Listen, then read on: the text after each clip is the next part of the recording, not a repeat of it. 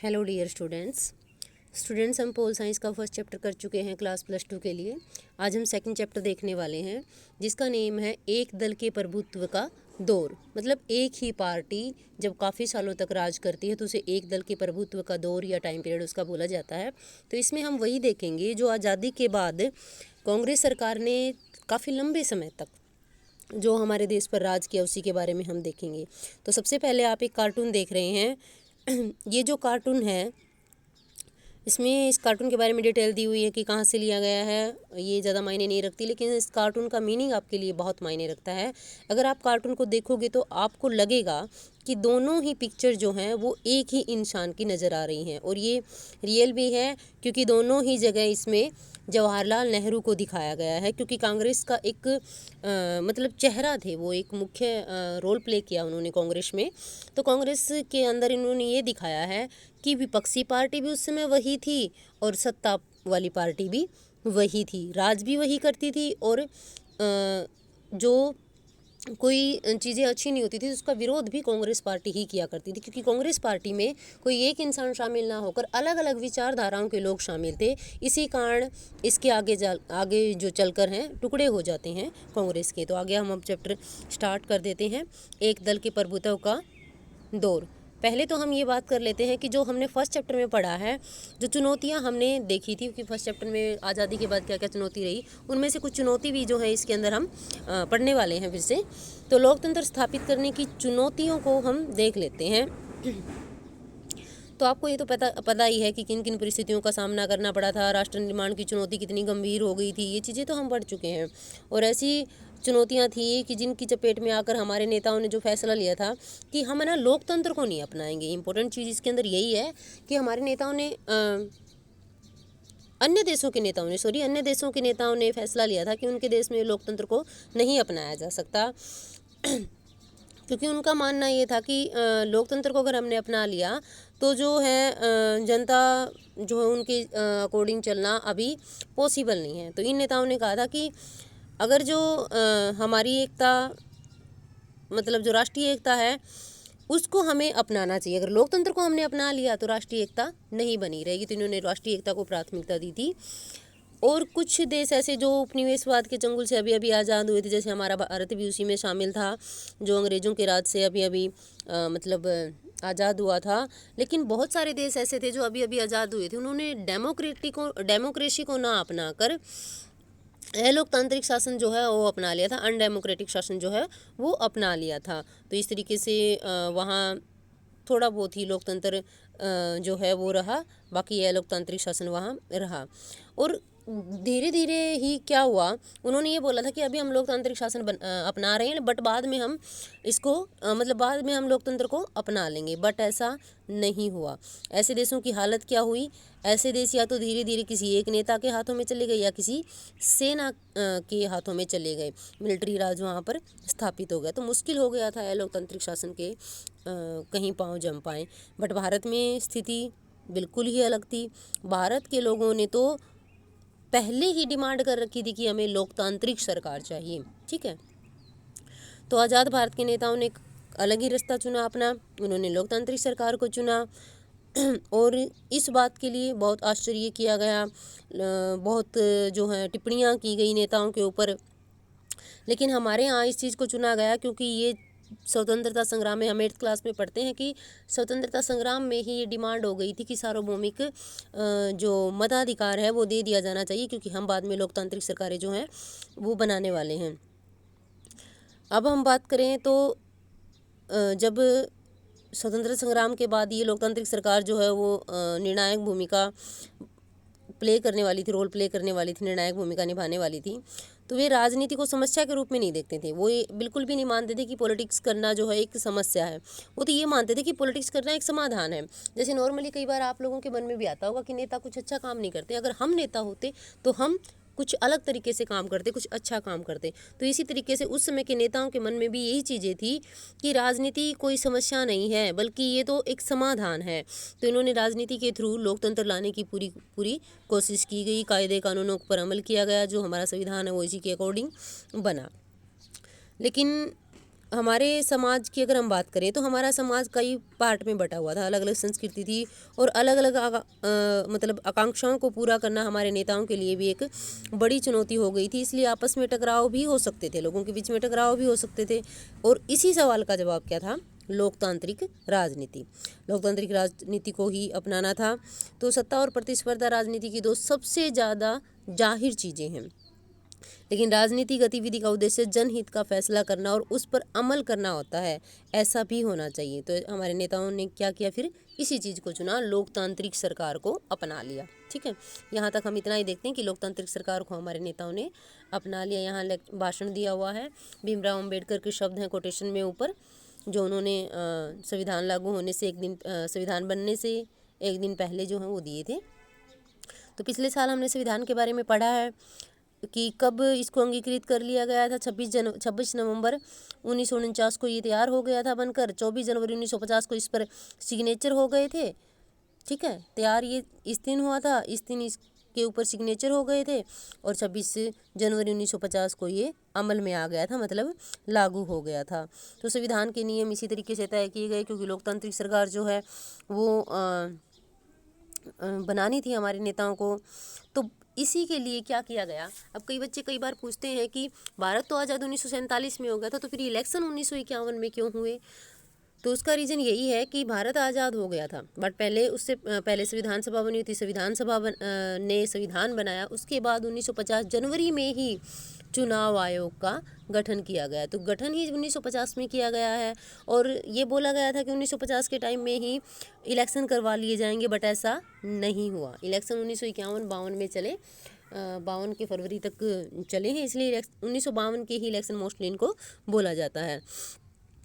अब हम आगे बात करें, चुनाव आयोग बनने के बाद 1950 जनवरी में बना लिया गया था। उसके बाद क्या हुआ?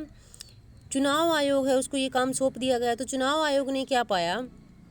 उन्होंने पाया कि चुनाव करवाना, स्वतंत्र और निष्पक्ष चुनाव करवाना कोई आसान मामला नहीं है कि बिल्कुल स्वतंत्र हो, बिल्कुल निष्पक्ष हो, जिसमें कोई भेदभाव ना हो, ऐसे चुनाव करवाना बड़ा ही मुश्किल काम है। तो चुनाव करवाने के लिए सबसे पहले सीमांकन करवाना बहुत ज़रूरी था।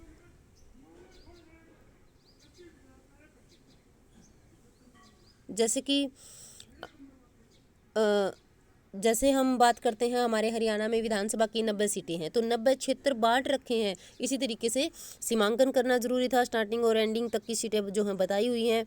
लेकिन जब स्टार्टिंग की अगर हम बात करें तो जो मतदाता सूची बनकर आई, तैयार हुई, उसका जो प्रारूप तैयार हुआ, उसमें 40 लाख महिलाओं के नाम दर्ज होने रह गए थे। उन महिलाओं को मतलब अलां की बेटी, फलां की बीवी, मतलब उनको जो है उनके प्रॉपर नाम से नहीं पुकारा गया था। ये उसकी बेटी, उसकी बीवी, इस तरीके से ही उनके नाम चढ़ाए गए थे। तो चुनाव आयोग ने इन चीज़ों के लिए मना कर दिया था कि खुद का ही नाम होना चाहिए, इस तरीके की पहचान है जो उनको ना दी जानी चाहिए, इसके लिए मना कर दिया गया था। और इस लिस्ट को फिर हटा दिया गया था, मतलब हटाने की डिमांड जो है वो कर दी थी। अगर हम बात करें दोबारा से, अब इस चीज़ को हटाने के बाद दोबारा लिस्ट बनाना, और जब ये काम पहली बार हो, तो आप सोच सकते हैं कि ये काम कितना बड़ा हो सकता है। पूरे देश में लोगों की वोटर लिस्ट बनाना कितना बड़ा काम है। तो यहाँ बताया हुआ कि ये काम हिमालय की चढ़ाई की जैसा दुष्कर था, मतलब ना हो सके ऐसा था। उस वक्त देश में 17 करोड़ मतदाता थे। इनमें से 3200 विधायक, लोकसभा की सीटें कितने चुननी थी स्टार्टिंग में? 89 जो सांसद हैं वो चुनने थे। इनमें से सिर्फ 15% ही 15% जो हैं वही पढ़े लिखे थे, बाकी जो हैं वो अनपढ़ थे। तो बहुत ही ज़्यादा जो है मुश्किलें सामने आई चुनाव आयोग के सामने। चुनाव आयोग के जो अधिकारी हैं उनको बहुत ही ट्रेनिंग देनी पड़ी थी इस चीज़ के लिए। तो देश एक बहुत बड़ा था और मतदाताओं की भारी भरकम संख्या थी, तो इससे चुनाव बिल्कुल ही अनूठा था, हमारा जो पहला चुनाव था। अगर हम मतदाताओं की बात करें तो मतदाताओं के अंदर भी बहुत बड़ी जो तादाद थी वो अनपढ़ लोगों की थी। और ऐसे माहौल में ऐसा लग रहा था कि लोकतंत्र एक कड़ी चुनौती है, क्योंकि लोगों को तो पता नहीं कि किसको वोट देना किसको नहीं। तो लोगों ने इस चुनाव आयोग के ऊपर कमेंट भी किए थे कि चुनाव आयोग ये जो है मतलब मताधिकार है ये गलत किया गया है, सार्वभौमिक मताधिकार पर मतलब मताधिकार जो है वो बिल्कुल गलत है, इस तरीके की बातें बोली गई थी। यहाँ जो दिखाया हुआ है आपको फिगर इसमें ये बताया गया कि कांग्रेस पार्टी के उम्मीदवार बनने के लिए कितने उतावले थे लोग। जैसे ऊपर कांग्रेस पार्टी के नेता बैठे हुए हैं जिनके नाम नीचे दिए हुए हैं, और नीचे जो लोग हैं जो उम्मीदवार बनना चाहते हैं, जो टिकट लेना चाहते हैं इलेक्शन लड़ने के लिए, उनको दिखाया गया है। तो सभी बेताब थे इस चीज़ के लिए। अब मतदान के बदलते हुए तरीकों को दिखा रखा है यहाँ पर। इसमें आप देखोगे तो स्टार्टिंग से दिखाया हुआ है। जैसे पहले जो मतदान होते थे, पहले क्या होता था, स्टार्टिंग में, बिल्कुल स्टार्टिंग में पेटी जो होती थी उसके अंदर पर्चियाँ डाली जाती थी, एक चिट डाली जाती थी। उसके ऊपर पर्चियों के ऊपर एक उम्मीदवार के लिए अलग से एक पेटी होती, तो बहुत सारी पेटी जो है 20 लाख स्टील के बक्से का इस्तेमाल हुआ था स्टार्टिंग में। फिर उसके बाद जो है एक पेटी का प्रयोग होने लगा और पर्चियों पर मोहर लगने लगी। फिर उसके बाद ये जो चिन्ह जो हैं, सिंबल जो हैं, सबका नाम ज़रूरी नहीं था और हो भी नहीं पाती ये चीज़ें, इसलिए सिंबल जो हैं उनको यूज़ किया गया। और अंत में 2004 में क्या हुआ, ये जो है इसका यूज होने लगा, इलेक्ट्रॉनिक वोटिंग मशीन का यूज होने लगा। तो ये बदलते हुए तरीके जो हैं इलेक्शन के, वो दिखा रखे हैं। तो हम ये देख चुके हैं कि कितना जोखिम भरा काम था चुनाव आयोग के लिए चुनाव करवाना पहला। और बहुत सारे इतिहासकारों ने तो इसको क्या बता दिया था, इतिहास का सबसे बड़ा जुआ करार दे दिया था, क्योंकि खेल कर देखने वाले थे कि किस तरीके से वोटिंग होगी। लोग अनपढ़ हैं, क्या पता किसी को चुन पाएंगे या किस तरीके से चुन पाएंगे, कुछ नहीं पता था। एक ऑर्गेनाइजर नाम की पत्रिका, उन्होंने तो लिखा था कि जवाहरलाल नेहरू अपने जीवित रहते ये देख लेंगे कि पछताएंगे कि भारत में सार्वभौमिक मताधिकार असफल रहा। उनका मानना ये था कि जो सभी को वोट देने का अधिकार जो दिया गया है ये गलत है। और इस बात के ऊपर जो जवाहरलाल नेहरू हमारे प्रधानमंत्री उस समय के जो तत्कालीन प्रधानमंत्री थे, वो पछताएंगे भी। ये चीज़ें भी लिखी गई पत्रिका के अंदर। इंडियन सिविल सर्विस के एक अंग्रेजी नुमाइंदे का क्या दावा था कि आने वाला वक्त अब और अब से कहीं ज़्यादा जानकर दौर बड़े विस्मय से लाखों अनपढ़ लोगों के मतदान की है बेहूदी नौटंकी देखेगा। उनके कहने का मतलब ये था कि लाखों लोग जो अनपढ़ हैं, जो वोट डालकर यहाँ नेता चुनने वाले हैं, तो ये उनका बेहुदा नाटक होगा। इस तरीके के कमेंट भी इसके ऊपर किए गए। बट ये सब कुछ उल्टा हो गया था जब इलेक्शन के रिजल्ट आए। चुनाव को 2 बार स्थगित करना पड़ा था, पोस्टपोन करना पड़ा था। आखिरकार 1951 के अक्टूबर से 1952 के फरवरी तक चुनाव हुए। बल्कि इनको अमूमन जो है 1952 के चुनाव ही कहा जाता है। स्टार्टिंग ये 1951 में हो गए थे, बट 1952 के चुनाव ही कहा जाता है इनको। और देश के अधिकांश हिस्सों में इसलिए कहा जाता है क्योंकि 1951 में शुरू तो हो गए थे, लेकिन देश के ज़्यादातर हिस्सों में 1952 में ही चुनाव हुए थे। और कुल 6 महीने लगे थे चुनाव होने में। इनका मुकाबला जो है वो भी बहुत ही इंटरेस्टिंग रहा था।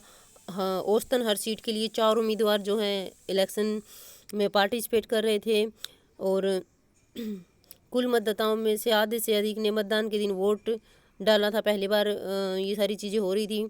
चुनाव के परिणाम घोषित हुए तो हारने वाले उम्मीदवारों ने भी चुनाव को बड़े खुशी से लिया। उन्होंने निष्पक्ष बताया इस चीज़ को। जो हार गए थे वो भी ये कह रहे थे कि जो जनता का निर्णय है उन्होंने बिल्कुल स्वीकार कर लिया था। तो ये बहुत बड़ी जीत थी। और इस बात पर ही जो ऊपर जिन्होंने कमेंट कर रखे उन सब के मुंह बंद हो गए थे।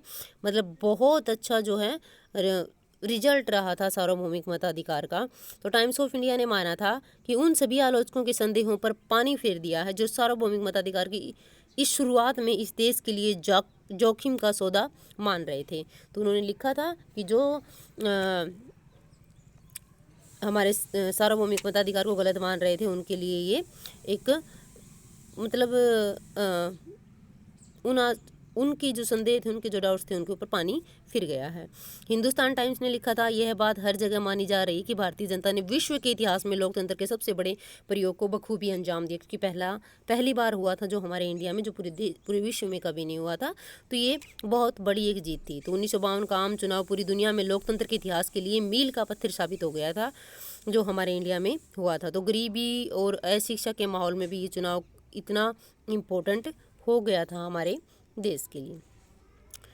अब हम बात कर लेते हैं पहले 3 चुनावों में कांग्रेस के प्रभुत्व की। ऊपर पढ़ने की बजाय मैं आपको यहाँ बता देती हूँ, यहाँ सीटें लिख रखी, वो आप ज़रूर पढ़ लें कि कितनी सीटें कब मिली हैं। अगर स्टार्टिंग अगर हम बात करें तो 490 के ऊपर इलेक्शन हुआ था और 489 के ऊपर हुआ था। इसमें से कितनी सीटें हैं जो कांग्रेस को मिल गई थी? 64 सीटें जो है कांग्रेस को मिल गई थी। अब यहाँ देखिए आप, ये जो येलो कलर आपको दिखा रहा है ये सारा का सारा कांग्रेस शासित राज्य है, मतलब कांग्रेस पूरी तरीके से जीत गई थी। और कश्मीर की अगर हम बात करें तो ये उस समय इंडिया का पार्ट था ही नहीं। और यहाँ केरला की बात करें तो केरला के अंदर डेमोक्रेटिक लेफ्ट फ्रंट आ गई थी, कम्युनिस्ट पार्टी ही है ये, इन्होंने अपनी सरकार बनाई थी। तो सिर्फ एक राज्य ऐसा था जहाँ कम्युनिस्ट पार्टी आई थी जिसको 16 सीटें मिली थी, और बाकी जो सीटें हैं जो इसके अंदर बताई हुई 364 जो हैं वो कांग्रेस को मिली थी। तो लोकसभा के चुनाव के साथ साथ विधानसभा के चुनाव भी कराए गए थे। कांग्रेस पार्टी को विधानसभा के चुनाव में भी बड़ी जीत हासिल हुई थी। त्रावणकोर कोचीन जो आज केरल का हिस्सा है, मद्रास और उड़ीसा को छोड़कर सभी राज्यों में कांग्रेस ने अधिकतर सीटों पर जीत दर्ज की थी। आखिरकार इन 3 राज्यों में भी कांग्रेस की ही सरकार बनी थी, लेकिन उतनी ज़्यादा सीट नहीं जीत पाई थी जितनी कि बाकी के इंडिया के बाकी क्षेत्रों में जीत पाई थी। तो बहुत अच्छा रिजल्ट रहा था और प्रधानमंत्री जवाहरलाल नेहरू को बनाया गया। फिर इसके अकॉर्डिंग यहाँ एक चुनावी मानचित्र दिया गया है, ठीक है, ऊपर जो दिया था इस पर एक नज़र दौड़ाएंगे तो आपको अंदाज़ा लग जाएगा कि 1952 से 1962 के बीच कांग्रेस पार्टी किस कदर हावी थी। मतलब 10 सालों तक कैसे सिर्फ और सिर्फ कांग्रेस का ही राज चलता रहा। दूसरा आम चुनाव 1957 और तीसरा 1962 में हुआ। इन चुनाव में भी कांग्रेस पार्टी ने मैंने 10 साल ऊपर जो बोला है, यहाँ 15 साल आएगा, क्योंकि 1952 में भी कांग्रेस सरकार जो है वही बनी थी, पुरानी स्थिति है उसकी बरकरार रही। 3/4 सीटें उसको मिल गई थी। कांग्रेस पार्टी ने सीटें जीती, जितनी सीटें जीती थी उसका दशांश भी कोई विपक्षी पार्टी नहीं जीत पाई थी। 1957 में केरल में भारतीय कम्युनिस्ट पार्टी की अगुवाई में गठबंधन सरकार बनी। ऐसे एकाध मामलों को अपवाद मान ले तो कहा जा सकता कि केंद्र सरकारों और प्रांतीय सरकारों पर कांग्रेस पार्टी का पूरा नियंत्रण था, क्योंकि सिर्फ केरला में ही नहीं बन पाई थी। कांग्रेस पार्टी की जीत का बहुत बड़ा आंकड़ा था ये। 1952 कांग्रेस पार्टी को कुल सीटों में 45% वोट हासिल हुए थे, लेकिन कांग्रेस को 74% सीटें हासिल हुई थी। और सोशलिस्ट पार्टी वोट हासिल करने के लिहाज से दूसरे नंबर पर रह गई थी। 1952 के चुनाव में पूरे देश में 10% वोट मिले थे, लेकिन यह पार्टी 3 सीटें भी हासिल भी नहीं जीत पाई थी। तो इस तरीके से यहाँ बता रखा है। पिछले साल हमने जो हमारे भारतीय संविधान में पढ़ा, सिद्धांत और व्यवहार नामक किताब में सर्वाधिक वोट पाने वाले की जीत के बारे में पढ़ा था। इससे जुड़ी चर्चा को अगर याद करें तो इस बात का सवाल भी हमें मिल जाएगा कि किस तरीके से ज़्यादा वोट पाने वाले भी जो हैं वो भी सर्वाधिक वोट पाने वाले भी कैसे सरकार नहीं बना पाते हैं। सबसे ज़्यादा वोट तो वो पा लेते हैं, लेकिन मेजॉरिटी में नहीं आ पाते हैं। यही हमारे सवाल का आंसर था जो हम पिछले साल भी पढ़ चुके हैं।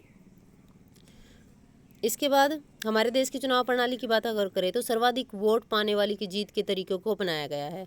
ऐसे में अगर कोई पार्टी बाकियों की अपेक्षा थोड़े ज़्यादा वोट हासिल करती तो दूसरी पार्टियों को प्राप्त वोटों के अनुपात की तुलना में से कहीं ज़्यादा सीटें हासिल होती हैं। यही चीज़ कांग्रेस पार्टी के पक्ष में साबित हुई। अगर हम सभी गैर कांग्रेसी उम्मीदवारों के वोट जोड़ दें तो यह कांग्रेस पार्टी को हासिल कुल वोट से कहीं ज़्यादा होंगे, लेकिन गैर कांग्रेसी वोट विभिन्न प्रतिस्पर्धी पार्टियों और उम्मीदवारों में बट गए थे। इस तरह कांग्रेस बाकी पार्टियों की तुलना में आगे रही और उससे ज़्यादा सीटें मिली। क्या रहा था कि कांग्रेस ने स्टार्टिंग की बात कर रहे हैं, बिल्कुल स्टार्टिंग की बात अगर करें तो कांग्रेस को बहुत ज़्यादा वोट मिले थे, लेकिन दूसरी पार्टियों को भी बहुत ज़्यादा वोट मिले थे, लेकिन वो बटे हुए थे। जैसे अगर हम बात करें 5 लोग हैं इलेक्शन में खड़े हैं और 500 वोट जो हैं वो मिलने हैं। एक इंसान को वोट मिलते हैं 500 में से अगर हम बात करें तो एक इंसान को वोट मिलते हैं 100 वोट मिलते हैं, और बाकियों को अगर हम बात करें तो कुछ किसी को 80 मिल जाते हैं, किसी को कुछ मिल जाते हैं, किसी को कुछ मिल जाते हैं। तो इस तरीके से वो वोट अगर देखें तो उन 100 से ज़्यादा है, क्योंकि 400 वोट रह गए लेकिन वो लोगों में बट गए हैं। इसमें कैंडिडेट ज़्यादा होंगे तो आई थिंक बेटर रहेगा। तो यहाँ तक का जो है हमने पोर्शन कर लिया है। केरल में कम्युनिस्टों की जीत से सोशलिस्ट पार्टी, इन सारी चीज़ों को हम आगे जो हमारी वीडियो होगी उसके अंदर करेंगे। जो केरल की कम्युनिस्ट पार्टी की जीत है इससे आगे करेंगे, क्योंकि यहाँ जो आपको बता रखा कि किस तरीके से केरल में कम्युनिस्ट पार्टी जो है हार गई थी कांग्रेस पार्टी हार गई थी 1957 में, और 1957 के मार्च महीने में जो विधानसभा के चुनाव हुए थे इसमें कम्युनिस्ट पार्टी जो है वो सीटें जीत गई थी। 126 में से 60 सीटें यहाँ पर उनको मिली थी। यहाँ नेता जो हैं MS नमदुरी नमबुद्रीबाद को सरकार बनाने का न्योता दिया गया था इनको, तो लोकतंत्री सरकार इन्होंने चलाई थी। तो इसके बाद का जो सोशलिस्ट पार्टी है उसके बारे में हम नेक्स्ट वीडियो में देखेंगे।